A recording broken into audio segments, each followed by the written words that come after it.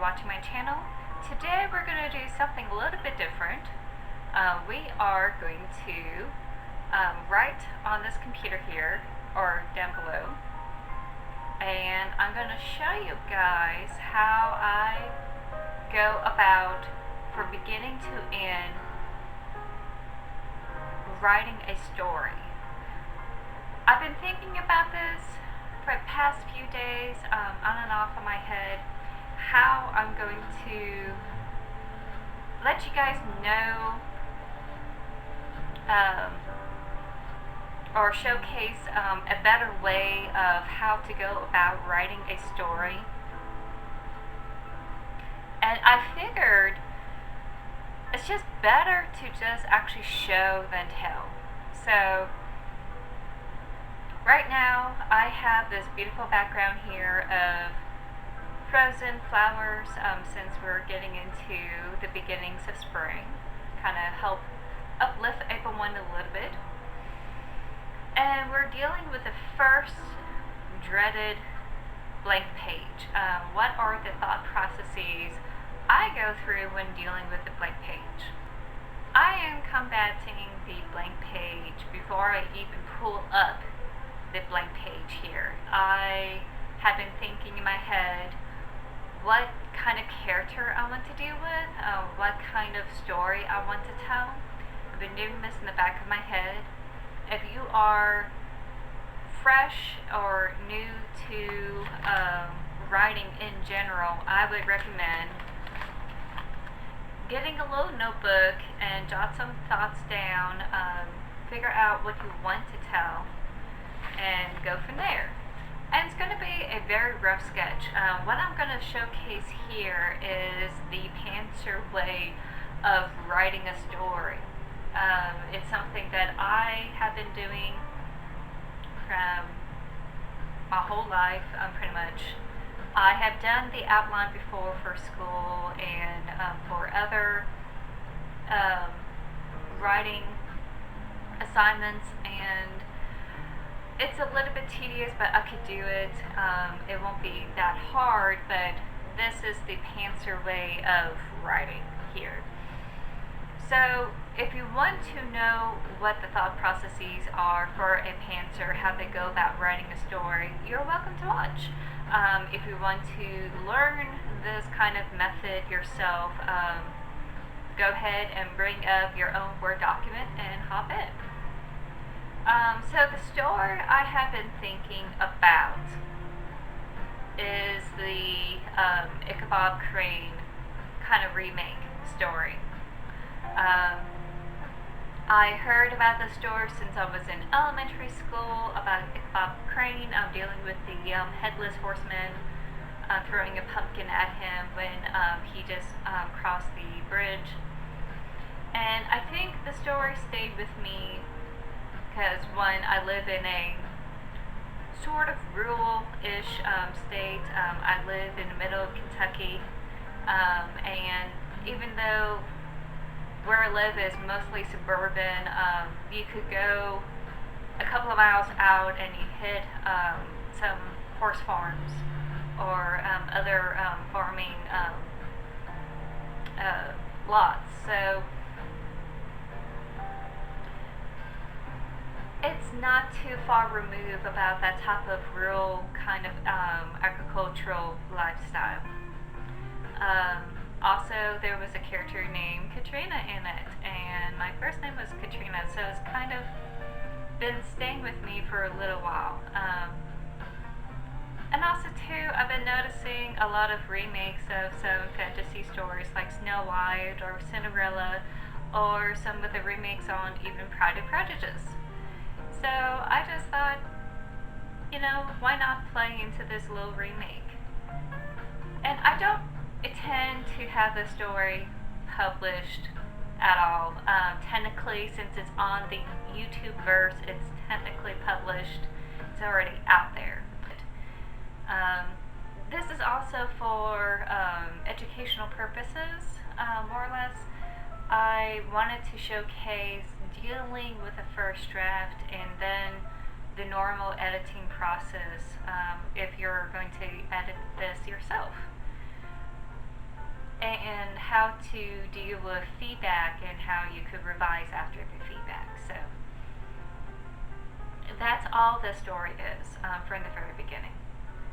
So I know what kind of universe or world I'm dealing with. I'm dealing with a agricultural landscape where it's more or less horse and buggy. I'm dealing with a character that is educated.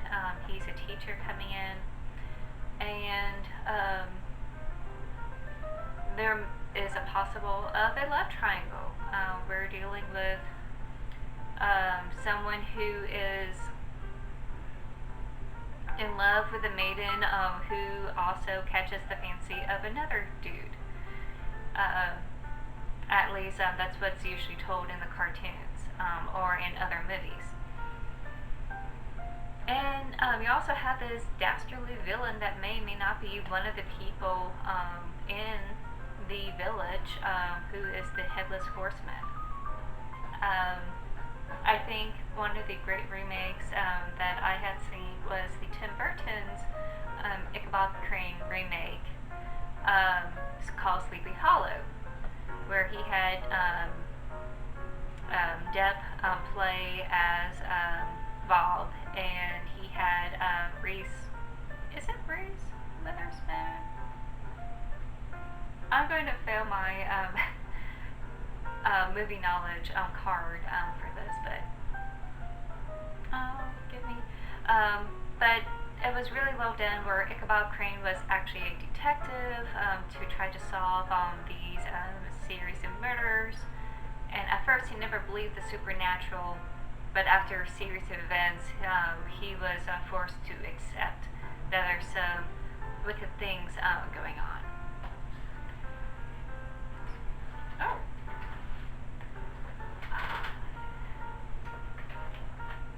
Hi, Tata. Hi, Tata. Hi. I'm doing some video things. Yeah. You wanna say hi? You wanna say hi? Okay, let me pick you up. Oh, okay, so if you're wondering who I was talking to, this is my family's little Tabitha. She doesn't like being picked up, so I'm kind of torturing her a little bit. But she's been in my family for quite some time. She's our little beautiful old lady,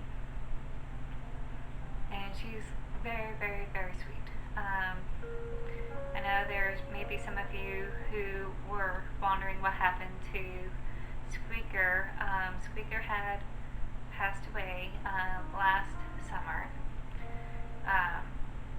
It was a sad loss, but I still have the rest of my family's pets and cats. I still have friends and family. So I was able to move on from that loss. Oh, I love you too. And she does a lot of love nips. But this is our little Tap Tap. She just wants to join us. So, the question is, do I want to have a, do I really want to have a male character to start off with? Do I really want to be in this setting? Do I really want the supernatural effects of Sleepy Hollow? Or do I want to have a more, a murder mystery going on? What type of theme am I going to go for? So, those are the thoughts I have been thinking on all this time.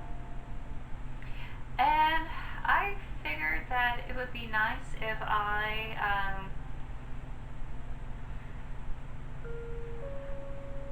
gonna start out with a twist.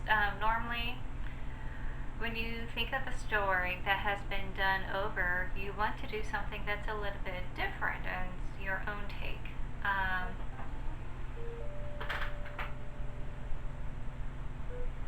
Oh, she's purring.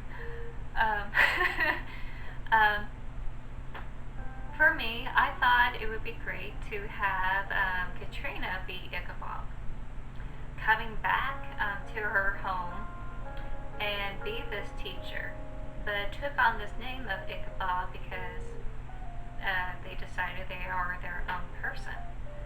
Um, and what are the issues that comes from it, from being this new identity, the new person. And maybe I will still keep the supernatural events. Maybe Katrina, who is now Ichabod, is dealing with the murders in her town.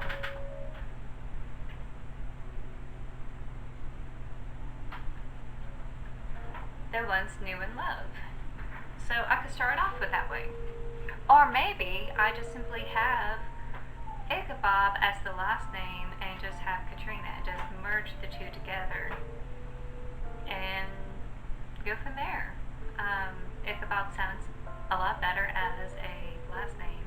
I know Ichabod Crane, where Ichabod's the first name and Crane's the last name, but I'd rather have that as the last name and go from there. And usually, back in that time frame, in the 1800s, it is acceptable to call someone by their last name, like Mr. Smith or Mrs. Hemingway or Mr. Rockfield.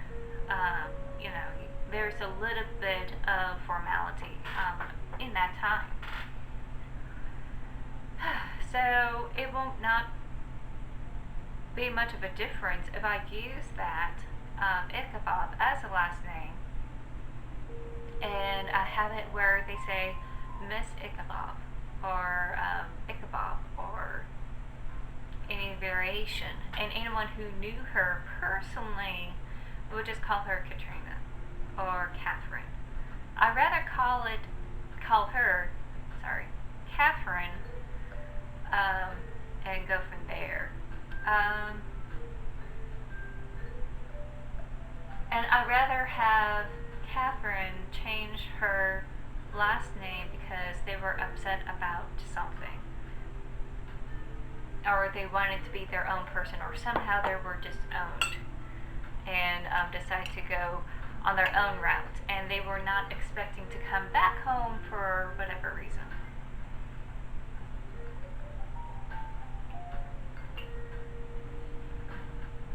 So I kind of have a good character in mind. I have a pretty good time frame, more or less, and I have a good location, and it's a rural area. But let's go ahead and research where that area is. I always have been told it was Connecticut. So this is one of the things you could do before you start is do a little bit of research.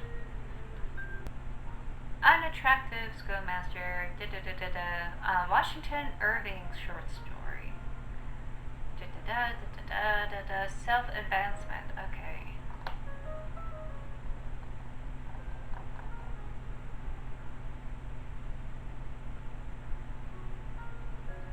Oh, okay, so it's been a long time since I remember the short story. Pretty much it's a moral story about staying in your own lane, where this school teacher wanted to advance in the small society by wooing the daughters of the rich families. And they were able to spook him or get rid of him by the supernatural phenomenon. And it's possible the person who really wanted or was originally betrothed to one of those daughters probably took care of him. So, but it's saying it was a Dutch enclave in the Hudson River.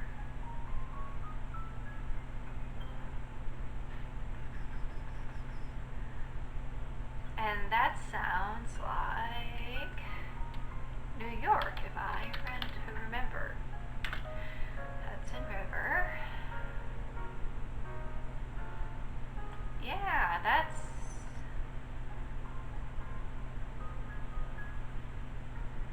Okay, so we are going from that all the way down through Albany, Kingston, all the way down to New York. So yeah, this is a New York State story. Because I'm dealing with a rural agriculture to begin with, and I don't know anything on the north side of the United States, I could just make it closer to home, where it's in the Appalachians. I had heard stories that there are some rich families in the Appalachians where they do have a nice little mansion and they have a nice cars or etc. And they go around town and do whatever they want. So I guess I'll tackle that a little bit later. I may get into that in the more the research aspects of that story. So I have a pretty good idea where I want to put Sleepy Hollow, the character in a way, and what kind of brings them back. I still like the murder detective aspects of what Tim Burton did. I'm not sure I want to have Catherine Ichabod as a school teacher. I think there should be another reason for. I have an idea. So, I now have the idea. Now it's just a matter of bringing this up and tackling the blank page. So, a little bit of formatting when it comes to setting pages off to editors or agents down the road. You want to have a double space with 1-inch margins all around. And you want to make sure that you have the first line indented. And it's all double space, no special points or anything, and it's going to look something like that.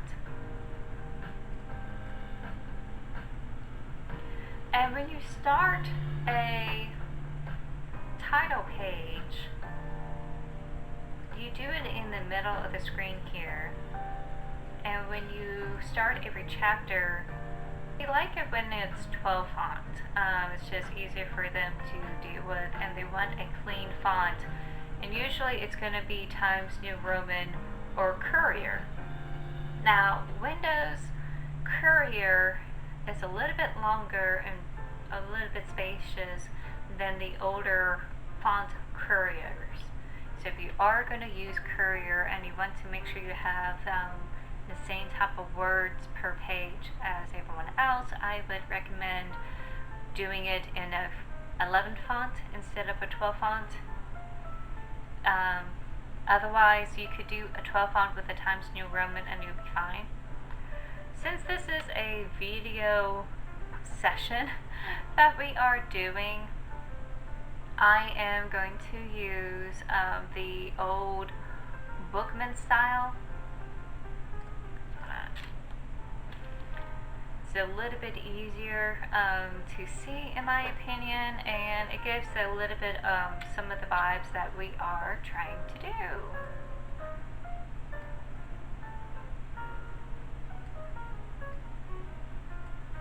Okay, awesome.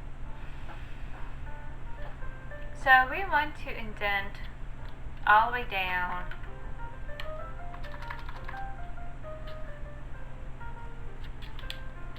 to the third space and do a title page. And we're going to create a working title for right now. So, working title.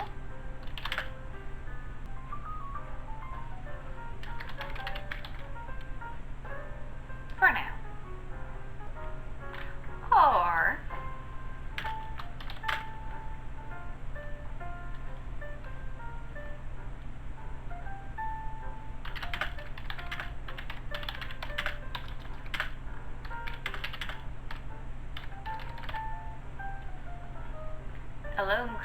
Hollow. And let's go ahead and give it appropriate.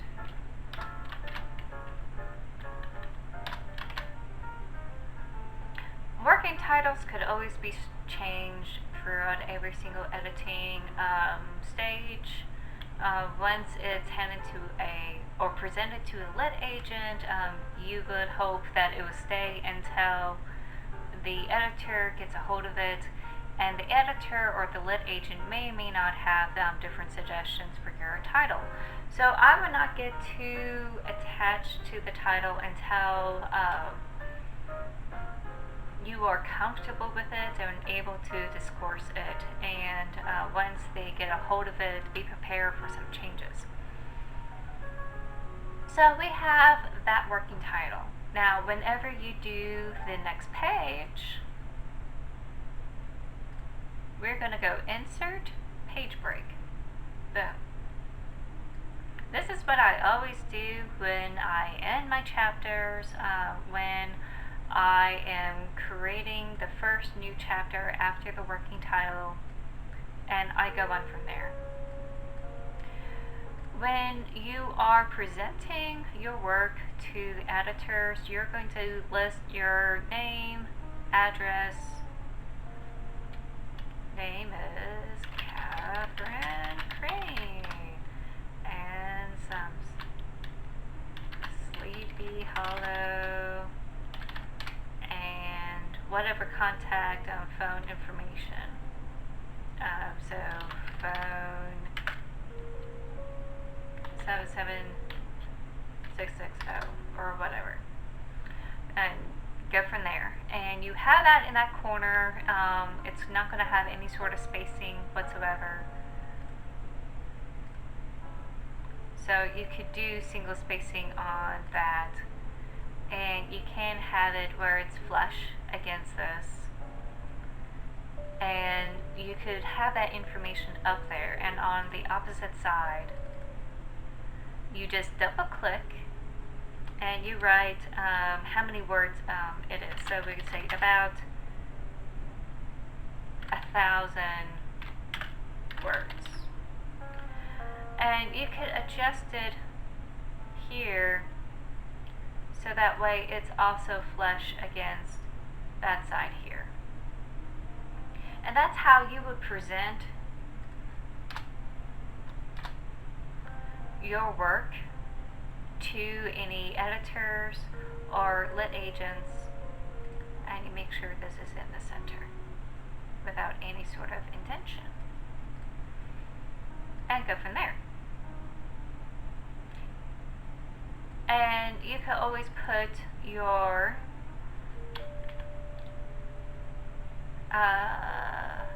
author name on here, and a novel. I normally do novels, but let's say a novel by whatever. Your author name is going to be different from your true name sometimes, especially if you have a very long last name. And it's better to have that kind of pen name if you have such a long name like that, or if you're trying to have an alias for writing any sort of potentially taboo kind of writing. Like if you are an erotic romance author, you may want to have an alias name, or if you're afraid about any sort of fantasy works or horror works, and you want to have a unique pen name, you could put that here.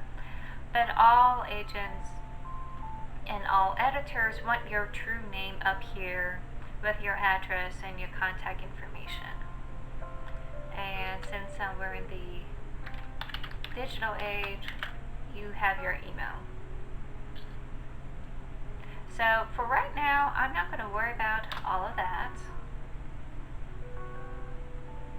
And I kind of like a lone crane in the hollow for right now. And we're going to move this down to a third down. There are two ways you could do chapter headings. You could do it where it's a third down, or you could do it where it's halfway down. So you could have it here at the 5th, or here at the 3rd, because this is going to go down to 9 inches. There's 9 inches per page if you're doing 1-inch margins on paper.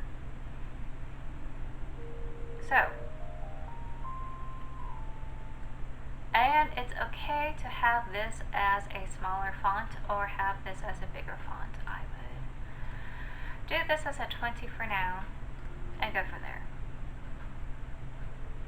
So that's our title page, and all the adjustments we have done on this page, all the spacing and the inters and all that, etc., that hasn't changed what had happened here, which is why we always do page breaks to create a new page. And now I'm going to start the chapter title.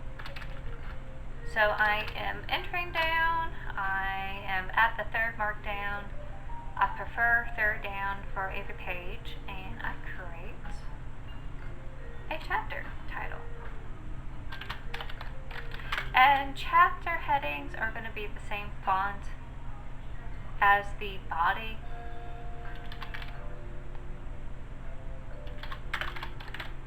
And I will create an enter, do it on the left side, that way. There we go.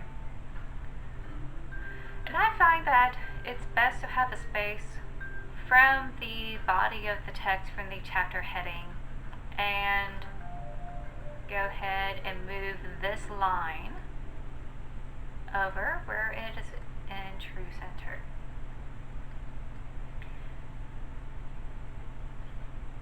And now we're going to start the whole thing.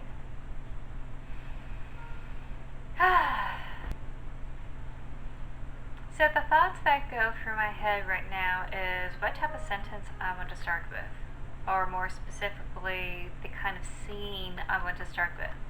I'm not going to obsess about the actual words. I'm going to think about the scene, how we're going to present this person, and how we're going to bring them into the scene here.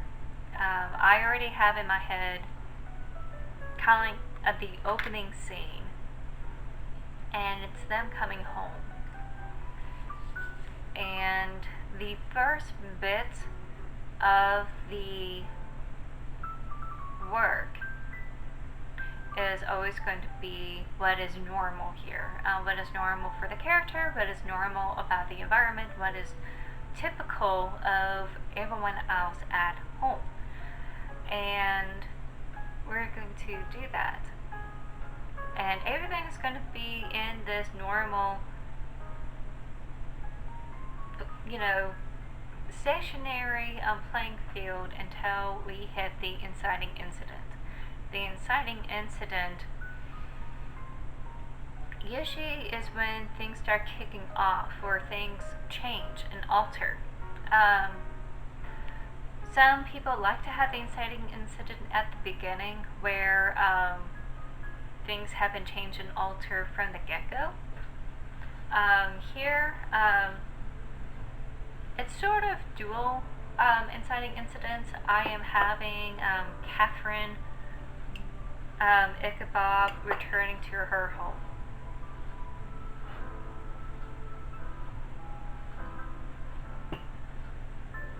And we're going to explore what they're going to deal with.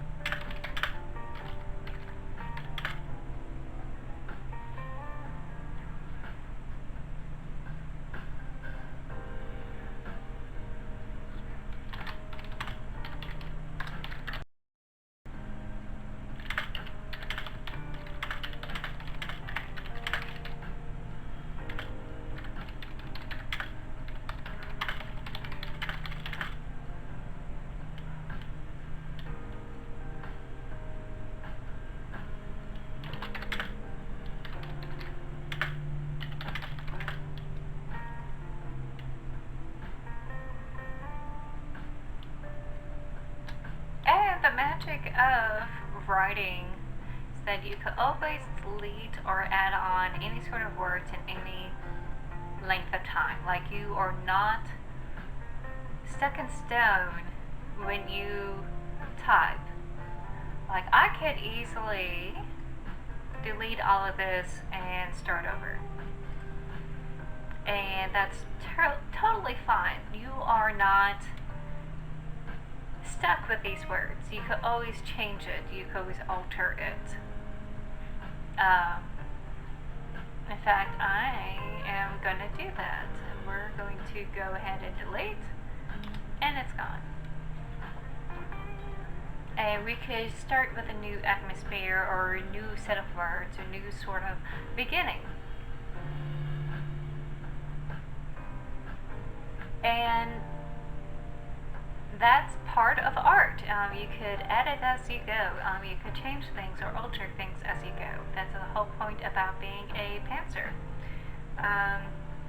So if you had done an outline prior to this and you had set a set of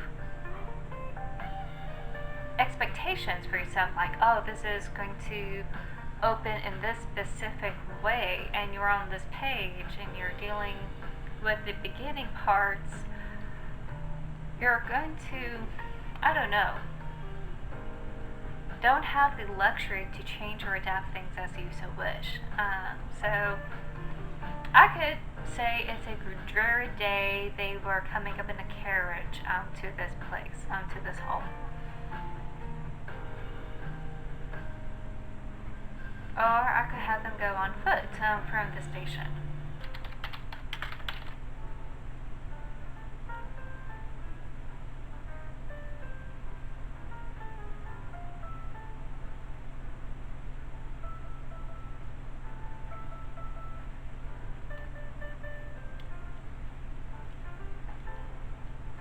It was a dreary.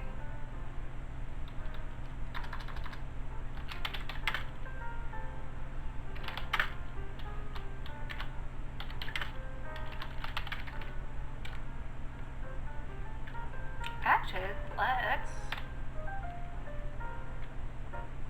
do that.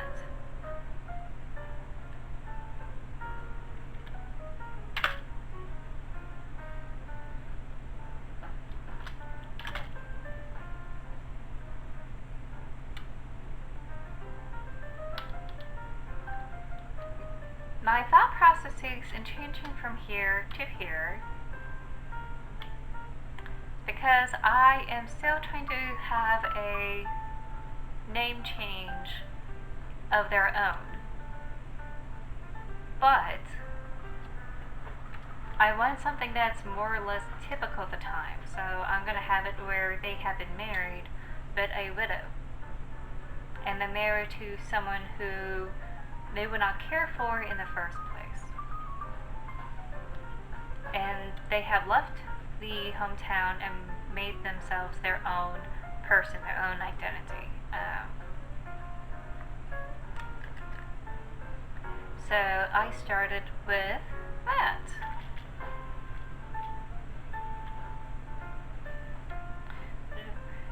And let's go ahead and go from here.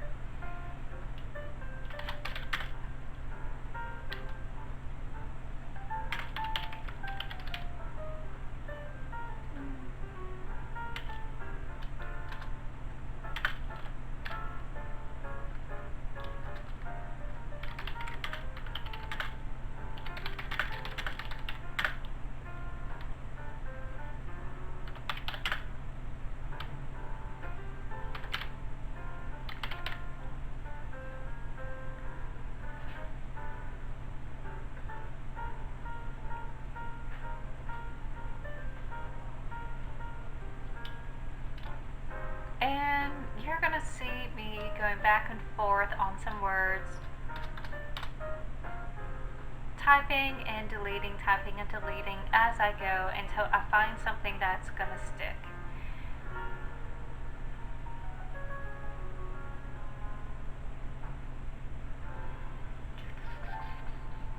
We have a scent for her. And I'm also thinking about about the voice. I'm thinking about the person who is talking about the situation, the narrator themselves. Don't know who is telling the story other than me, but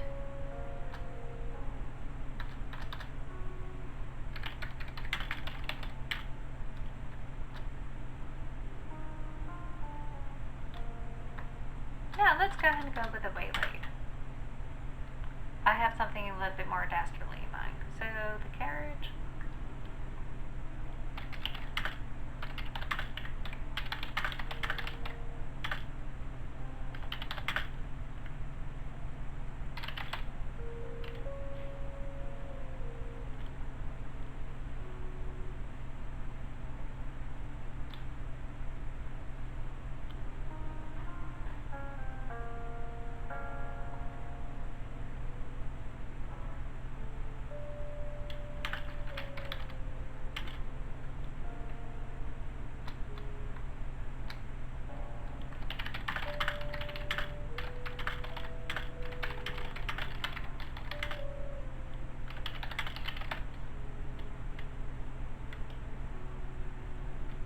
Arrive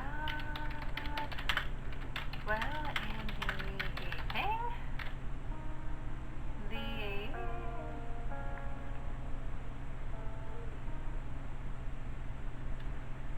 Kind of checking my time here.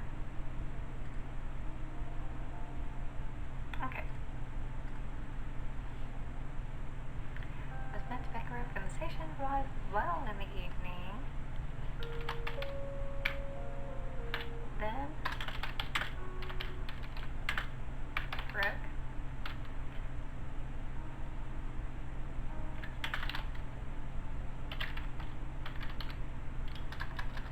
startling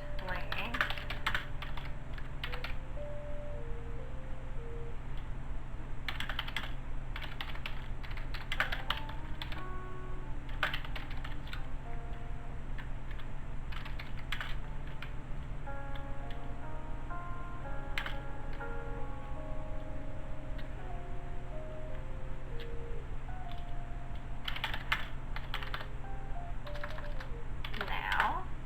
You can always catch yourself if you ever make a mistake like that. If you notice that you made a mistake, you can always go in and save yourself. But if you're ever afraid of, oh, I'm going to make mistakes in my first draft, well, yeah, you are. You're going to make mistakes. And if you happen to notice the mistake, you can always go back and just fix it. Or if you notice the mistake later down the road, you can always edit. This is why we have drafts. This is why we have editing processes. We go over and over our work and change it and polish it to make it better and better. So right now, if there's any sort of mistakes that I have that I didn't catch, I could always go back and fix it later. That's the beauty of writing, and I think that's the beauty of any sort of artwork, that you could go back and fix it later. And right now, I'm just going to concentrate on the story and trying to get this scene down. So we're going to say that this is a rather rough start for Mrs. Ichabod. And no, we're going to choose this kind of spelling for Ichabod right now. And yeah, that was bothering me for a bit. Okay. And I want to have a rough start right now, so that way when they do arrive, they look at a little bit worse for wear, not exactly the way they want to present themselves. Going back to their home, it's been years, and normally you want to look pretty much your best, because you're going back to the people you haven't seen for a while. And you kind of want to impress them, even though they're not exactly the best people that you want to deal with. You just kind of want to show that you made a better version of yourself. But I'm not going to do that for our Catherine Ichabod, because I'm an evil little author.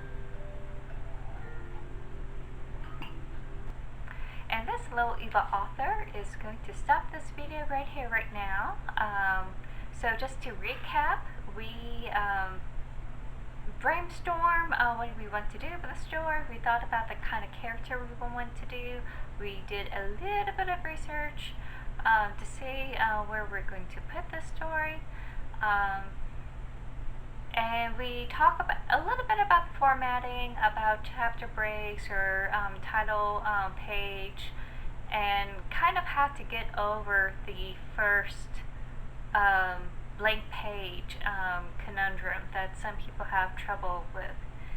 And I will come back next time whenever I have the chance.